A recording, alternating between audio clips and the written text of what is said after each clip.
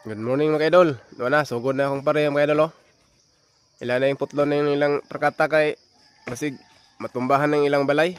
Na, balay la Antone. Na, basig manang panigurohon nila. Okay, tindak ko lang yung punuan. Delikado kayo. No?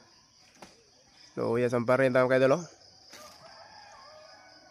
Ilan na yung putlon ng perkata kay basig matumbahan ng ilang balay.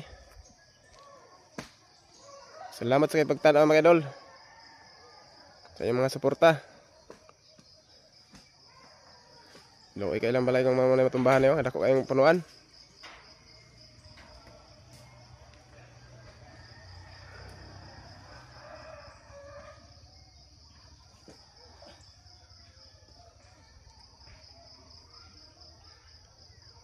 Diyan ay patumba ng perkata. Salamat sa iyong paglantang mga idol. Bye.